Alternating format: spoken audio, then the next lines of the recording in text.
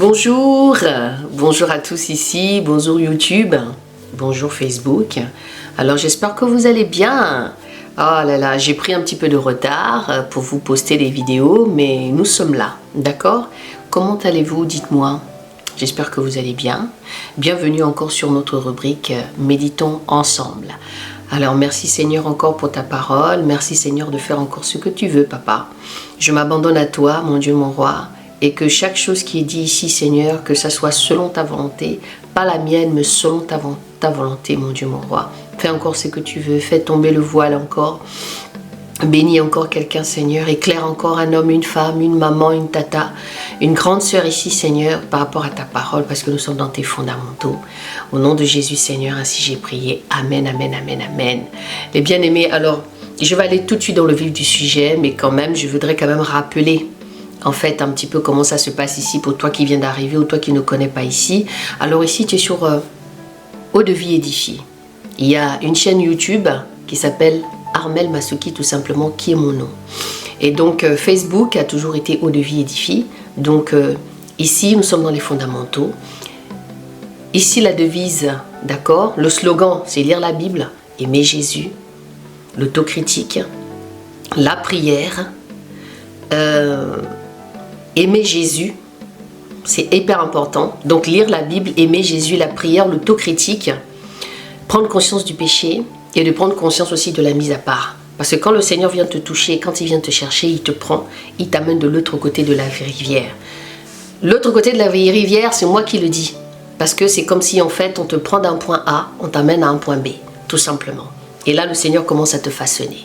Et tu commences à comprendre ton identité vis-à-vis de lui. La semaine dernière, nous avons commencé à lire le début de la Genèse, Bereshit, d'accord?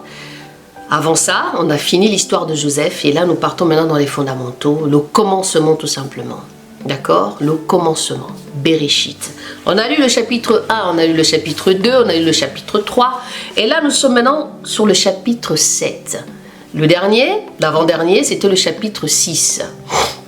Et là, nous allons rentrer dans le chapitre 7. D'accord? Bienvenue à toi. Ici, je ne te fais pas de prophétie. La seule prophétie que je te fais ici, c'est de lire la Bible, de donner tout simplement la parole de Dieu, parce que c'est cette parole-là qui libère. Et c'est cette même parole qui va te juger. Et c'est cette même parole encore qui va t'amener, qui va te rapprocher de l'Éternel. Donc, sans plus tarder, nous allons continuer la lecture. Pour ceux qui me suivent, pour mes lecteurs et mes lectrices, nous méditons ensemble. Merci Seigneur. Le jugement par le déluge. Et Yahweh dit à Noé, entre toi et toute ta famille, toute ta maison dans l'arche, car je t'ai vu juste devant moi. En ce temps-ci, tu prendras de toutes les bêtes pures, 7 de chaque espèce, le mâle et sa femelle, mais des bêtes qui ne sont point pures, un couple le mâle et sa femelle. Tu prendras aussi des oiseaux du ciel, 7 de chaque espèce, le mâle et sa femelle, afin d'en conserver la race sur toute la terre. Car dans 7 jours, je ferai pleuvoir sur la terre pendant 40 jours et 40 nuits, et j'exterminerai de la surface de la terre tous les êtres qui subsistent, que j'ai fait. Et Noé fit selon tout ce que Yahweh lui avait ordonné. Or, Noé était âgé de 600 ans. Noé était âgé de 600 ans quand le déluge, les eaux vint sur la terre. Waouh, j'ai crié parce que ça m'a choqué. Waouh, waouh, waouh, waouh, waouh. Or, Noé était âgé de 600 ans quand le déluge des eaux vint sur la terre. Noé donc entra dans l'arche avec ses fils, sa femme et les femmes de ses fils pour échapper aux eaux du déluge, des bêtes pures, des bêtes du déluge, des bêtes pures, des bêtes qui ne sont point pures, des oiseaux et tout ce qui meurt sur la terre. Elles entrèrent 2 à 2 vers Noé dans l'arche, le mâle et la femelle comme Dieu l'avait ordonné à Noé. Et il arriva qu'au 7e jour des eaux du déluge furent sur la terre, en l'an-6 de la vie de Noé, au 2e mois, le 17e jour du mois. En ce jour-là, toutes les sources du grand abîme furent rompues et les écluses des cieux furent ouvertes. Et la pluie tomba sur la terre pendant 40 jours et 40 nuits.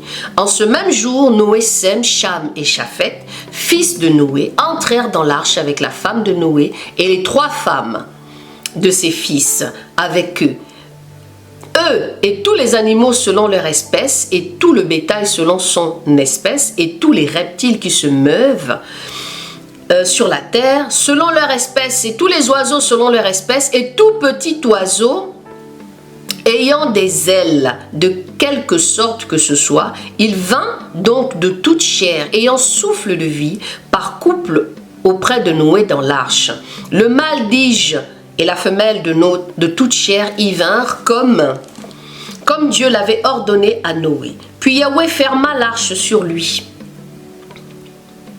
Et le déluge vint pendant 40 jours sur la terre. Et les eaux crurent et élevèrent l'arche. Et elle fut élevée au-dessus de la terre.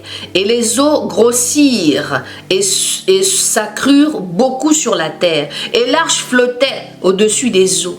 Les eaux donc grossissent de plus en plus sur la terre, et toutes les hautes montagnes qui sont sous le ciel entier en furent couvertes. Les eaux s'élevèrent de 15 coudées au-dessus des montagnes qui furent couvertes, et toute chair qui se mouvait sur la terre périt, tant les oiseaux que le bétail et les animaux, tous les reptiles qui rampaient sur la terre, et tous les hommes, toutes les choses qui étaient sur la terre, ayant respiration, souffle de vie dans leurs narines, moururent. Tout ce qui subsistait sur la terre fut donc exterminé, depuis les hommes jusqu'au bétail, jusqu'aux reptiles, jusqu'aux oiseaux du ciel. Ils furent, dis-je, exterminés de la face de la terre. Il ne resta seulement que Noé et ceux qui étaient avec lui dans l'arche. Et les eaux furent grosses sur la terre pendant 150 jours. Waouh! Fin du déluge. Waouh, waouh, waouh, waouh. Là, on a lu en fait le chapitre 7. Est-ce que vous vous rendez compte un petit peu de cette histoire, en fait, cette histoire de déluge? Quand on a lu un peu avant, on se rend compte que le Seigneur s'est repenti d'avoir créé l'homme, parce que le Seigneur voyait que l'homme était mauvais. Et moi, je me suis posé la question que, par rapport aux fruits de l'arbre, voyez, ici, je ne suis pas là pour faire des raisonnements, parce que c'est pas toujours évident de faire des raisonnements sur la parole de Dieu, parce que Dieu lui-même, il sait pourquoi il a créé toutes ces choses. Mais comme nous sommes en train de méditer, je me permets quand même d'émettre quelques réflexions personnelles, hein, parce que ça nous fait toujours grandir. Et je me dis, tout ça est arrivé par rapport au péché d'Adam et Ève, le fait qu'ils ont désobéi au Seigneur et qu'ils sont partis, ils ont mangé le fruit de l'arbre qui a été défendu par Yahweh, et que finalement, les hommes ont appris en fait le mal et le bien. Donc je pense, hein, parce que quand nous lisons un peu, si vous lisez effectivement, c'est pourquoi je vous dis que vous aussi, dans votre méditation, n'hésitez pas à venir émettre quelques réflexions pour que nous puissions éventuellement méditer et continuer à évoluer pour notre délivrance personnelle. Et finalement, quand la Bible dit que Yahweh ne voulait pas que les hommes connaissent le bien et le mal, quand ils ont... Je me dis que c'est de là que vient cette situation, en fait, qui fait que le Seigneur s'est repenti des hommes qui ne faisaient que du mal, ils ne faisaient rien de bon. C'est comme si, en fait, dans leur démarche, ils n'avaient pas appris que, en fait, Yahweh était quelqu'un, qu'il fallait marcher dans ses préceptes. En fait, cette désobéissance d'Adam et Ève a complètement faussé toute chose. Chaque chose a été faussée. Donc, il fait que quand je lis, je me dis, mais qu'est-ce qu'ils ont reçu en fait de Dieu? Qu'est-ce qu'ils ont appris en fait de ce Dieu-là? C'est ce que je me dis. Parce que là, l'histoire se recommence. Parce que l'histoire a commencé avec Adam, avec Ève. Le Seigneur les a maudits. Il les a chassés du jardin d'Éden. Il y a eu le Caïn qui a tué son frère. Après, on avance, il y a toute une génération justement que nous avons lu tout récemment, et puis là on arrive donc dans cette génération, on arrive à Noé, et de Noé va ressortir maintenant autre chose, parce qu'après Noé on arrive chez Abraham. Vous voyez un petit peu, j'espère vraiment que vous suivez la lecture, parce que moi je la trouve hyper passionnante, parce que là nous sommes sur le chapitre 7, et tu te dis mais vraiment l'histoire elle est quand même...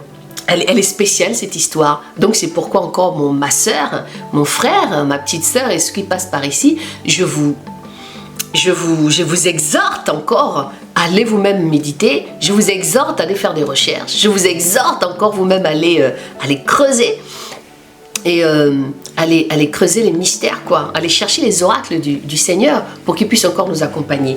Donc Dieu s'est repenti des hommes et qu'est-ce qu'il a fait? Il a envoyé le déluge.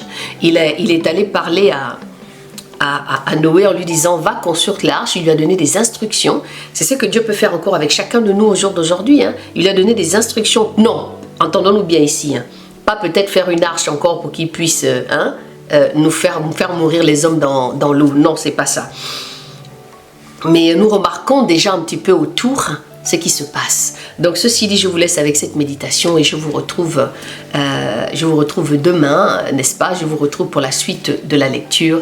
Donc que Dieu nous aide encore par rapport à cette histoire avec Noé. Je vous dis à tantôt.